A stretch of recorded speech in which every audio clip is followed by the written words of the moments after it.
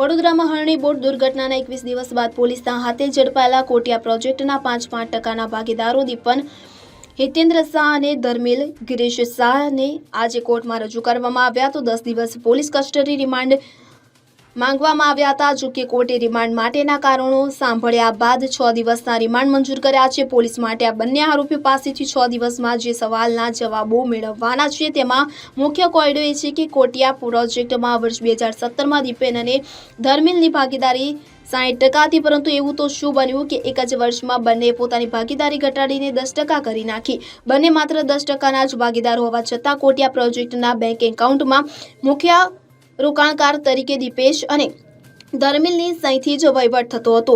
લેક્ઝોનો manager Bhavesh Chauhan આખી ચેકબુકમાં દીપેશ અથવા તો ધર્મિલની સહીઓ કરાવીને જતો રહ્યો હતો.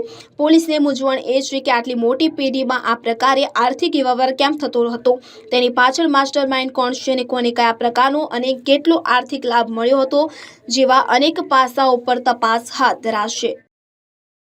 Bureau report CN24 news. હવે જુઓ દેશ દુનિયાની તમામ ખબરો તમારી આંગળીના ટેરવે. ઉઠાવો મોબાઈલ અને Google Play Store પરથી ડાઉનલોડ કરો અમારી CN24 ન્યૂઝ મોબાઈલ એપ.